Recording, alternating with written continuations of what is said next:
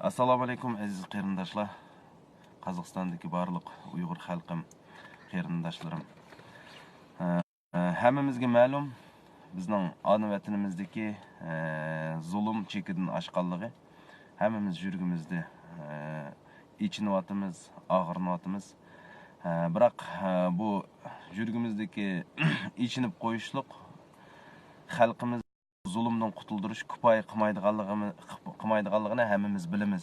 Shuning uchun aziz qarindoshlar, harakatga o'tishimiz lozim. Har qachon harakatga o'taylik desa, nima qilamiz, nima qilishimiz kerak deymiz, biroq da oldimizga kelgan ishlarni qilmaymiz. Bu bizning bir kamol xiyollarimiz. Biroq ot selishayotgan, shu kuch chiqarib, shu vatanimiz uchun, mazlum xalqimiz uchun, ana vatanimizning mustaqilligi uchun kurash qilayotgan qarindoshlarimiz bor, yo'q emas. Alloh rozi bo'lsin, niyatlarimizni qabul qilsin.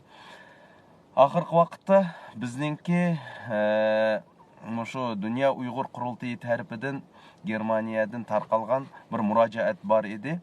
2-3 haftaning yog'isi bu murojaat men aytibdi. 2 kun vaqti qoldi petitsiyaning, ya'ni qo'l qo'yishning. Asli 1000 ga yaqin qo'l qo'yilishi kerak edi. Afsus, bu bugungi kungacha 10 mingga soni yetmadi. Bu yomon bizni ichindirilgan, bizning obro'yimizni to'kadigan, nomusimizni keltiradigan bir ish. Shuning uchun aziz qarindoshlar, bugun erta 2-3 kun vaqtimiz qoldi. Buning bu 2-3 kun vaqt ichida hech narsa qilmasakmi, mazlum xalqimiz uchun, mazlum vatanimiz uchun kurash, shu qo'l qo'yish orqali bir kurashga chiqaylik. Bir biz qo'lga qurol olib, odam o'ltiringlar demagandan keyin biz Allohning roziligi uchun, vatanimizning ozodligi uchun, mazlum xalqimizni qutuldirish uchun, Alloh rozi bo'lishligi uchun bu qo'lni tirishib qo'yaylik.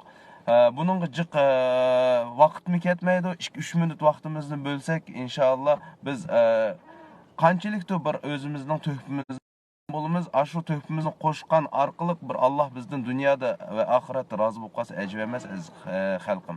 Shuning uchun qo'l hammamiz birlikda haqqini deb bugun erta 2 kun vatanimiz uchun, millatimiz uchun aziz qarindoshlar, bu qo'llarni qo'yib yetaylik. Inshaalloh sonini bir 50 mingga yetkazib yetaylik. Qozog'istonda bilimizga eng oz deganda bir 250 ming xalqimiz bor.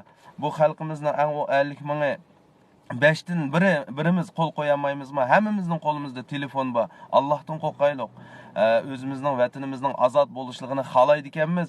Bu qo'lga bugun